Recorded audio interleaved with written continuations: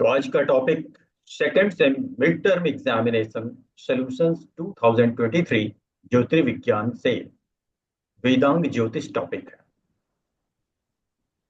तो इस पेपर में दो खंड होंगे, वर्ग आ और वर्ग बा। दोनों में दो दो क्वेश्चन है, आपको एक एक करना है। पूर्णांक 25 है, समय 1 घंटा।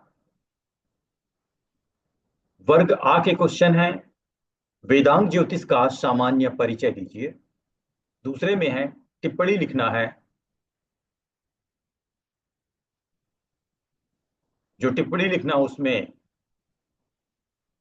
पक्ष के बारे में, तिथि के बारे में और अयन के बारे में बताना है। जो वर्ग बा है उसमें तीसरा पार्ट जो क्वेश्चन है, संवत्सर कितने प्रकार के होते हैं, विस्तृत वर्णन कीजिए। चौथा क्वेश्चन है, निम्न श्लोक की व्याख्या कीजिए।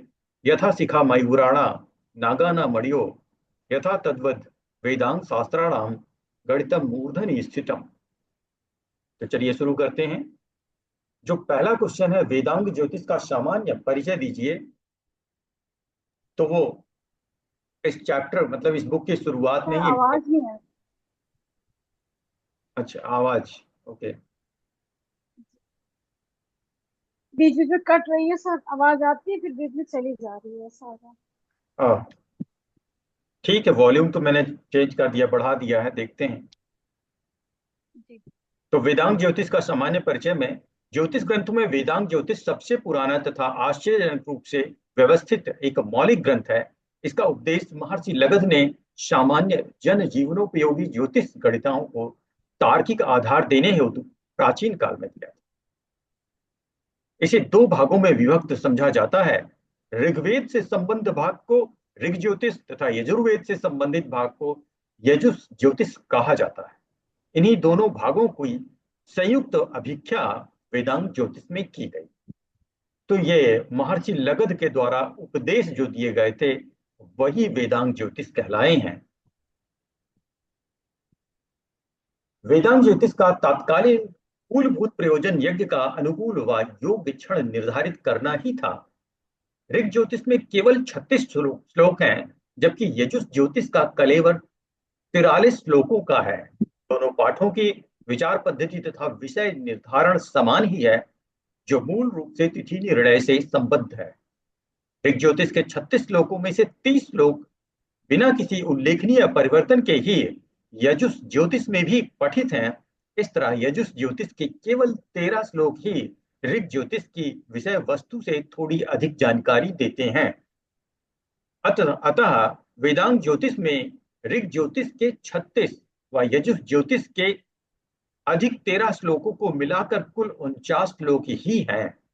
एक अन्य ग्रंथ अथर्व ज्योतिष भी है, जो विषय व स्वरूप में वेदांग ज्योतिष से बहुत भिन्न है। यह किसी भी तरीके से वेदांग ज्योतिष से संबद्ध नहीं है। इसलिए आप समझ लें कि वेदांग ज्योतिष अथर्व से अलग है और वेदांग ज्योतिष के दो हिस्से हैं, ऋग और यजुष। ऋग में 36, यजुष में 43 श्लोक हैं, पर कुल श्लोकों की संख्या 49 ही है, क्योंकि काफी सारे श्लोक दोनों में कॉमन है। अब वेदांग ज्योतिष की अध्ययन परंपरा का इतिहास क्या है। ऋग ज्योतिष पर प्राचीन काल से 19वीं सदी तक कोई टीका टिप्पणी नहीं की गई थी। केवल यजुष ज्योतिष पर प्राचीनतम उपलब्ध संस्कृत टीका सोमाकर जो है, ये जो सोमाकर है, ये सबसे प्राचीन टीका सोमाकर द्वारा की गई थी। विद्वानों का मत है कि सोमाकर की टीका बहुत ही प्राथमिक स्तर की है और वह वेदांग ज्योतिष की आत्मा को प्रकट करने में असमर्थ है। इसलिए इस टीका को कई बार और किया गया है और ज्यादा डिटेल देने की कोशिश की गई। तो सन 1834 में कैप्टन जेरविस ने केवल ऋग ज्योतिष का मूल पाठ अपनी पुस्तक इंडियन मीटियोरोलॉजी में प्रकाशित किया था। आपने इसे लगध ज्योतिष शीर्षक प्रदान किया था। जेरविस उस समय हिंदुस्तानी काल गणना की विधियों को खोजने में संलग्न थे। क्योंकि वो अंग्रेजों का शासन काल था उस समय भारत में, तो उन लोगों ने भी वेदांग ज्योतिष पर ध्यान दिया था और इसको, इसकी टीका अर्थात इसको कन्वर्ट करने की कोशिश की। वेदांग ज्योतिष का सर्वप्रथम परिपूर्ण संस्करण प्रस्तुत करने का श्रेय ए वेबर को जाता है। इन्होंने ऋक व यजुस दोनों पाठों का निर्धारण तात्कालीन उपलभ्यमान पांडुलिपियों के आधार पर किया था। उस समय जो भी उपलब्ध था पांडुलिपियां, उनसे इन्होंने एवबर्जी ने कन्वर्ट किया था। जाहिर सी बात है उन लोगों ने उस टाइम में इसको इंग्लिश में किया था या फिर हिंदी में। इसके बाद 1896 ईस्वी में भारतीय ज्योतिष के विद्वान श्री शंकर बालकृष्ण दीक्षित ने सफलतापूर्वक वेदांत ज्योतिष के लगभग 36 श्लोकों का अर्थ लगाया था, अर्थात अर्थ बता दिया था। सन 1914 में जब श्री लोकमान्य तिलक बर्मा में मांडले जेल में थे, देखिए मांडले वही जगह है जहां अभी कुछ ही दिनों पहले अर्थक्वेक आया था। बर्मा में उसी मांडले जिले में जो मांडले जेल थी, वहां पे लोकमान्य तिलक जी जब बंद थे, जेल में थे, तब उन्होंने जेल में रहते हुए यजुष ज्योतिष के श्लोक संख्या 12, 14, 15, 19, 20, 21, 25, 26, 27 तथा ऋग ज्योतिष का श्लोक नंबर 19 और उनके लेख का जो शीर्षक था notes on the interpretation of the Vedang ज्योतिष नाम से उसकी टीका की थी, उसकी व्याख्या की थी, उसका अर्थ निकाला था। क्योंकि वेदांत के ज्यादातर श्लोकों के बारे में किसी ने कुछ खास लिखा नहीं था, तो ये क्रम से हम आपको बता रहे हैं कि किन किन लोगों ने इसको हिंदी में या लोगों के समझने लायक लैंग्वेज में कन्वर्ट। वेदांत ज्योतिष का प्रचलन जहां पराशर व मैत्रेय के संवाद के अंतर्गत सृष्टि की उत्पत्ति का रहस्य, सौर चंद्र भ्रमण, नक्षत्र, 5 संवत्सरों की युग पद्धति महर्षि पराशर ने बताई है, जो सर्वथा वेदांग ज्योतिष से मेल खाती है। इसका मतलब पराशर ने भी कहीं ना कहीं वेदांग ज्योतिष को कॉपी किया था और उन्होंने माना कि बहुत ज्यादा डिटेल दिया है, लेकिन कुछ चीजें वेदांग से मेल खाती। और वो कौन सा श्लोक है जो पराशर में भी है और वेदांग में है? संवत्सरादय पंच चतुर्मास विकल्पिता निश्चय सर्वकालस्य युगमित्यभिधीयते। इस प्रसंग में केवल यह भेद है कि पराशर राशि का नाम लेते हैं, अपने और उल्लेखों में राशि भी लेते हैं, जो कि वेदांत काल में बिल्कुल भी चलन में नहीं था, क्योंकि वेदांत काल में राशियां पता ही नहीं थी, बनाई ही नहीं गई थी उस टाइम। लेकिन यह बात अन्यथा वेदांग ज्योतिष को पराशर से बहुत पहले का सिद्ध करने का एक प्रभावी उपकरण हो जाता है। और इसी बात को देख के पता चलता है कि पराशर से बहुत वर्षों पहले वेदांग आ चुका था, क्योंकि पराशर ने वेदांग को कॉपी किया है, पर पराशर ने जो राशियां वगैरह बताई हैं वो वेदांग में नहीं, अतः वो ज्यादा प्राचीन है। पांडवों के वनवास की अवधि के विषय में विराट के यहाँ युद्ध के समय विवाद उठ खड़ा हुआ था, राजा विराट के यहाँ। तब भीष्म पितामह जिस तरह से गणना करते हुए उस अवधि का निश्चय करते हैं, वह वेदांग पद्धति ही थी। वेदांग ज्योतिष वेदों का अंग है। यह पद्धति वास्तव में पहले से ही वेदों में सूत्र रूप में निबद्ध या ओतप्रोत थी तथा महर्षि लगध ने उसे ही समयानुसार प्रकट किया था। प्रारंभिक मूल रूप में यह सौर सायन पद्धति थी, जो कालांतर में गणितीय भ्रमों को सीमित व प्रयोग बाह्य करने के लिए, बाह्य मतलब बहुत बड़ा विस्तृत करने के लिए चांद्र सौर बना ली गई थी। मतलब शुरुआत में सिर्फ ये सूर्य आधारित ही था सारा कैलकुलेशन समय का निकालने का। लेकिन बाद में क्योंकि चंद्रमा पे आधारित बहुत सारे व्रत पर्व हम मनाते हैं, तो इसको मिला जुला चंद्रमा और सौर्य दोनों के जरिए हम समय निकालने का कार्य करने लगे और ये बाद में किया गया। तो इससे आप देख सकते हैं कि महाभारत काल में पांडवों का वनवास की अवधि भी भीष्म पितामह जी ने वेदांग के मेथड से निकाला था। इससे पता चलता है कि महर्षि लगध ने वेदांग की रचना उससे भी बहुत साल पहले। वेदांग ज्योतिष का समय, अब हम लोग निकालने का समय कैसे निकालते हैं इस पे स्टडी करेंगे। यह ग्रंथ महाभारत युद्ध से पहले का है, क्योंकि महाभारत काल में वेदांग पद्धति कुछ अधिक विकसित रूप में मिलती है। वहां अयन बिंदु श्रवण में खिसक चुका था, लेकिन प्रथम नक्षत्र धनिष्ठा ही माना जाता था। वेदांग ज्योतिष का समय निर्धारित करने के लिए यहाँ हमें एक बहुत ही विश्वसनीय उपकरण हाथ लगता है। आजकल अयन बिंदु मूल नक्षत्र में है तथा अब से पहले कभी पूर्वाषाढ़ा व उत्तराषाढ़ा में भी रहा होगा। वेदांग ज्योतिष के समय यह धनिष्ठा में था। तो आप देख रहे हैं लगातार ये जो अयन बिंदु है ये शिफ्ट कर रहा है धनिष्ठा से आज के समय में मूल में। तो विष्णु पुराण व भागवत पुराण में महाभारत का समय बहुत ही विश्वसनीय ढंग से 1500 ईसा पूर्व के आसपास सिद्ध होता है।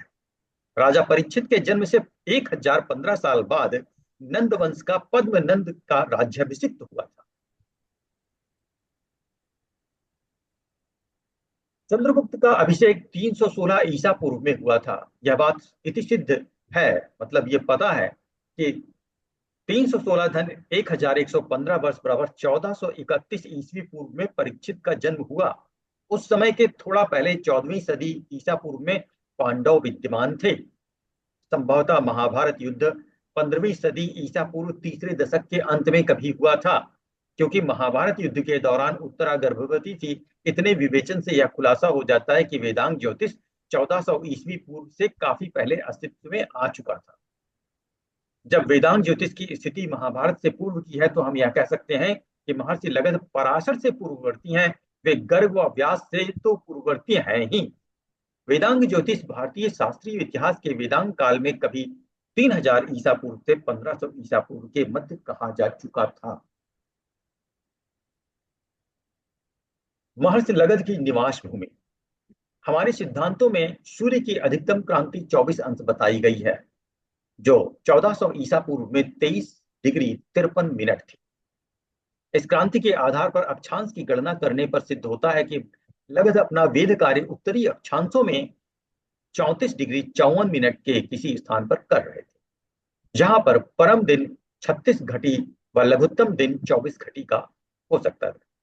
क्योंकि दिनमान में अधिकतम ह्रास व वृद्धि लगद ने 12 घटी ही बताई है, यदि सैद्धांतिक क्रांति या अंश के अनुसार गणना करें तो यह स्थान 34 डिग्री 45 मिनट उत्तरी अक्षांशों पर आता है। अतः हम विश्वास पूर्वक कह सकते हैं कि महर्षि लगद की कर्म भूमि भारतवर्ष में जम्मू कश्मीर राज्य के लेह या बारामूला के निकट कहीं रही होगी। इस तरह से प्रश्न 1 कंप्लीट हुआ। इसमें हमें वेदांग ज्योतिष का पूरा इंट्रोडक्शन देना था, इसका पूरा इतिहास, इसका समय काल, जब ये शुरुआत हुआ महर्षि लगद के बारे में। सर ये तो बहुत लेंदी क्वेश्चन हो जाएगा आंसर इसका। देखिए, बहुत लंबी है। हाँ देखिए लेंदी है। जब हम इतना बताएंगे तो आप इसका आधा लिख पाएंगे। जी सर, ये तो ठीक आधा है, तो बोल सकता है। इसका जब हम इतना आप पढ़ लेंगे ना, 2-3 बार रिवाइज करेंगे तो इसका आधा जरूर कर लेंगे और इतना फिर आपके लिए सफिशियंट होगा। और अगर हाँ हम ये इसका तो है, आधा बताएंगे तो फिर उसका आधा मतलब लिखने का फायदा भी नहीं मिलेगा इसका ना। भी आधा है। है हाँ ना, ये तो है। कम से कम 2 पेज तो 3 पेज तो होना चाहिए। हम्म, 2 ही क्वेश्चन करने हैं आपको। अब प्रश्न 2 है, इसमें टिप्पणी लिखना है पक्ष पर, तिथि पर और अयन पर। तो चलिए पक्ष देख लेते हैं। ये तो हालांकि बहुत ही फेवरेट टॉपिक है, सब लोगों ने पढ़ा है। खुद से भी आप लिख सकते हैं पक्ष के बारे में। वेदांत ज्योतिष में शुक्ल पक्ष और कृष्ण पक्ष चंद्रमा की कलाओं के घटने और बढ़ने पर आधारित 2 महत्वपूर्ण पक्ष हैं। शुक्ल पक्ष में एक चंद्रमा की कलाएं बढ़ती हैं, जबकि कृष्ण पक्ष में वे घटती हैं। आपको पता है शुक्ल पक्ष में प्रतिपदा द्वितीया तृतीया जैसे से आगे हम जाते हैं, हम देखते हैं चंद्रमा बड़ा होता जाता है। जो उसका श्रृंग है, श्रृंग क्या, सींग जिसे कहते हैं, चंद्रमा की सींग जैसे कोने निकले होते हैं ना, उसको हम 3rd सेमेस्टर में चैप्टर है बाकायदे उसके ऊपर, श्रृंगोन्नत्याधिकार। तो उसमें श्रृंग के बारे में ही पढ़ेंगे। उसी को हम कहते हैं कि चंद्रमा की कलाएं बढ़ रही हैं, अर्थात उसका श्रृंग बड़ा होता जा रहा है। जी। तो शुक्ल पक्ष में चंद्रमा की कलाएं बढ़ती चली जाती हैं और कृष्ण पक्ष में वे घटती चली जाती हैं। तो शुक्ल पक्ष क्या है, यह पक्ष अमावस्या के बाद से शुरू होता है और पूर्णिमा तक रहता है।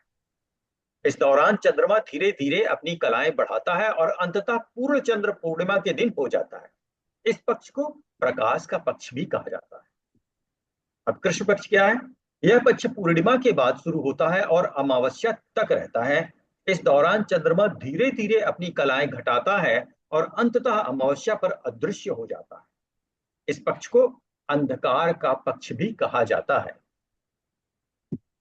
वेदांग ज्योतिष में इन दोनों पक्षों का महत्वपूर्ण स्थान है, क्योंकि ये ज्योतिषीय गणनाओं और धार्मिक अनुष्ठानों के लिए आधार प्रदान करते हैं। जो दूसरा पार्ट है बी, उसमें तिथि की टिप्पणी करनी है, तिथि के बारे में बताना है। वेदांग ज्योतिष में तिथियों को चांद्रमास के दिनों के रूप में परिभाषित किया गया है, जो सूर्य और चंद्रमा की गति के आधार पर गणना की जाती है। वेदांग ज्योतिष में तिथियां चांद्रमास के 30 दिनों से संबंधित होती हैं, जो नए चंद्रमा अर्थात अमावस्या से शुरू होती हैं, जिसे हम न्यू मून कहते हैं, और अगले नए चंद्रमा तक चलती हैं। चंद्रमा की एक कला को चंद्र दिन या तिथि कहते हैं। महीने को चंद्रमा की कलाओं के घटने और बढ़ने के आधार पर दो पक्षों यानी शुक्ल और कृष्ण पक्ष में विभाजित किया गया है। एक चांद्रमास में 30 तिथियां होती हैं, 15 तिथियां कृष्ण और 15 शुक्ल पक्ष में होती हैं, जिनका नाम प्रतिपद, द्वितीय, तृतीय, चतुर्थी, पंचमी, षष्ठी, सप्तमी, अष्टमी, नवमी, दसवीं, एकादशी, द्वादशी, त्रयोदशी, चतुर्दशी, पूर्णिमा, 15वां नंबर, ये शुक्ल पक्ष की तिथियां हैं। और कृष्ण पक्ष में भी यही नाम रहता है, केवल अंतिम तिथि का नाम अमावस्या होता है, जिसका संकेत पंचांग में 30 से किया जाता है। अब वेदांग में अयन को कैसे डिफाइन किया गया है? अयन तो आपने कई बार पढ़ा है, लेकिन वेदांग में कौन सा श्लोक है, उसका क्या क्या मतलब है? तो उत्तरायण व दक्षिणायन प्रपद्येते स्रविष्टादौ, अर्थात स्रविष्ठा की बात कर रहे हैं। सूर्य चंद्र मसाउद सर्पार्द्रे दक्षिणार्कस्तु माघ श्रवणयो सदा।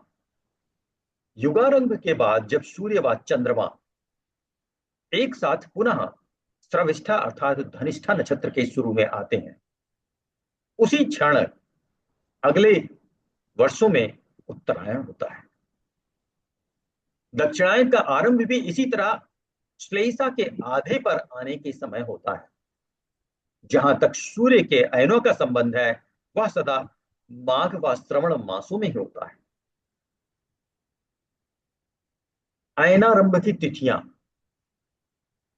प्रथमम सप्तमम चाहुर्यनाद्यम त्रयोदशा, चतुर्थम दशम चैव द्वियुगम बहुले पृथ्वी। युग में अयन क्रमशः शुक्ल प्रतिपदा, सप्तमी, त्रयोदशी और कृष्ण पक्ष की चतुर्थी व दसवीं को होते हैं। यही 5 तिथियां पुनः शेष अयनों के लिए पुनरावृत्त होती हैं, इसीलिए इन 5 तिथियों को ही अयनादि तिथियां कहा जाता है। याद रख लीजिए, इन्हीं तिथियों में अयन का बदलाव होता है, उत्तरायण या दक्षिणायन होते हैं। शुक्ल पक्ष प्रतिपदा, सप्तमी, त्रयोदशी और कृष्ण पक्ष की चतुर्थी व दशमी को अयन आरंभ की तिथियां होती हैं। क्रमशः उत्तरायण और दक्षिणायन की हमने बताया है। तीसरा प्रश्न है आपका, संवत्सर कितने प्रकार के होते हैं? इसका विस्तृत वर्णन करना है आपको। तो वेदांग ज्योतिष में बड़े तार्किक ढंग से 5 सौर वर्षों का एक युग माना गया है। इस युग चक्र की आरंभिक प्रवर्तन स्थली पर सूर्य, चंद्र व गुरु ये तीनों ही धनिष्ठा तारों में गोचर कर रहे थे, अर्थात धनिष्ठा नक्षत्र में ये तीनों थे, तब युग की शुरुआत होती है। बाद में अर्थात उत्तरवर्ती युगों की शुरुआत उत्तरायणारंभ से मानी गई है, अर्थात उसके बाद वाले युगों की शुरुआत जब भी सूर्य उत्तरायण में आता है तब से नए युग की शुरुआत होती है, अर्थात युग हमेशा उत्तरायण से होता है। या अयन सर्वदा माघ मास में होता है, ये भी सबको पता है। आजकल भी उत्तरायण व शिशिर ऋतु का आरंभ माघ में ही होता है। पंच संवत्सर मयम, एक युग में 5 संवत्सर होते हैं। यह शब्द प्रजापति अर्थात ब्रह्मा का विशेषण है।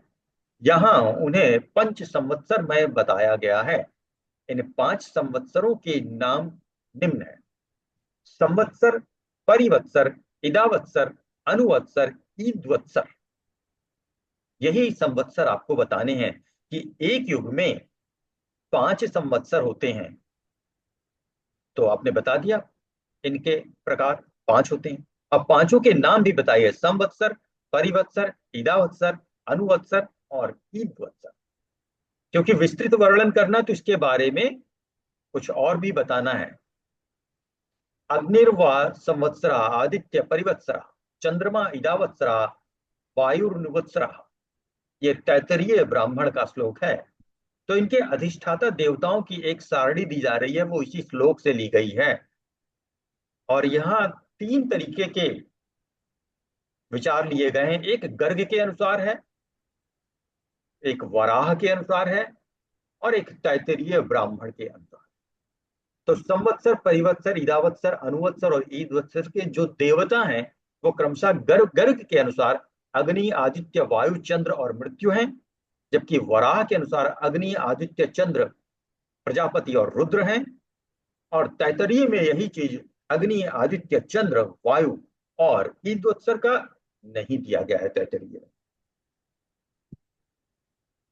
तो जनरली लोग सबसे पहला गर्ग वाला ही नोट कर लेते हैं, या वराह, फादर ऑफ एस्ट्रोलॉजी, उनका। और शुरू के तो आप समझ लीजिए कुछ तो कॉपी है, एकदम सेम है, सिर्फ लास्ट में चेंज हो रहा। चौथा जो आपका श्लोक है वो आया था, निम्न श्लोक की व्याख्या कीजिए। यथा शिखा मयूराणा नागाना मणियो, यथा तद्वद वेदांग शास्त्राणाम गणितम मूर्धनि स्थितम। तो इसका व्याख्या करने के लिए आपके इस पेपर में चौथा प्रश्न आया था। कुछ श्लोक हम और भी बता दे रहे हैं, क्योंकि श्लोक जरूरी नहीं कि यही रिपीट हो, तो आप एक आध श्लोक एक्स्ट्रा पढ़ के रखिए।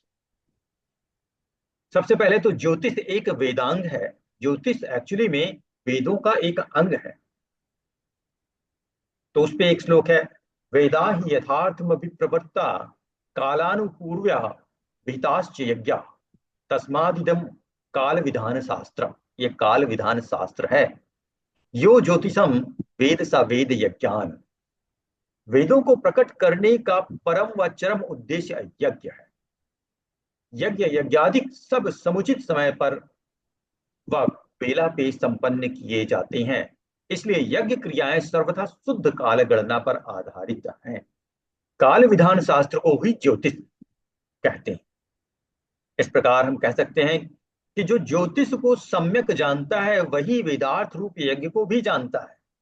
क्योंकि आप ज्योतिष को जानेंगे तो काल का निर्धारण कर सकेंगे, समय एकदम सटीक बता पाएंगे। जब सही शुभ समय बता पाएंगे तो आप यज्ञ को संपन्न करा पाएंगे, वो भी शुभ तरीके। जैसे कि वेदों में यज्ञ विशेषों को काल विशेष में संपन्न करने का विधान किया गया है। उदाहरणार्थ, बसंत में ज्योतिष्टोम यज्ञ, ग्रीष्म में वाजपेय यज्ञ और पंचवर्षीय युग की समाप्ति पर यज्ञ इत्यादि। शुभ अशुभ काल तथा तिथि वार आदि का ज्ञान ज्योतिष शास्त्र के द्वारा होता है। अतः यह वेदों के 6 अंगों में से एक अंग है। यह भास्कराचार्य ने निम्न श्लोक में कहा है। ये श्लोक भी बहुत इंपॉर्टेंट है, आपको आना चाहिए। शब्द शास्त्रम मुखम ज्योतिषम चाचुषी, स्त्रोत मुक्तम निरुक्तम च कल्पः करो, या तो शिक्षस्य वेदस्य सनाशिका पादपद्वयम् छंद आर्धेय बुद्धि। शब्द शास्त्र अर्थात व्याकरण वेदों का मुख है। ज्योतिष शास्त्र चक्षु, निरुक्त कर्ण या कान है, इनकी शिक्षा नासिका है, तथा छंद वेदों के दोनों पैर हैं और कल्प उसके हाथ हैं। ये सभी वेदों के ज्ञान प्रवर्तक होने से वेदों के 6 अंग शास्त्र कहे गए। तो यहाँ पे ध्यान दीजिए, पहली लाइन में लिखा है ज्योतिष शास्त्र चक्षु है, और हम लोग ज्योतिष शास्त्र ही पढ़ रहे हैं। तो ये वेदांग की वो वाला हिस्सा है जिसे हम आंख कहते हैं।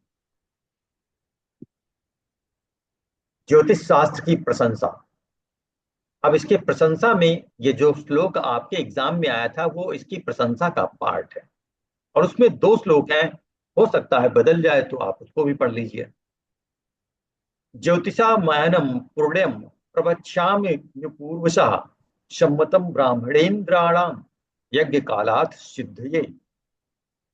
मैं उपरोक्त श्लोक अनुसार ज्योतिष की प्रशंसा करने जा रहा हूं, जो सूर्य चंद्र आदि प्रमुख ज्योतिपिंडों की गति पर आधारित है।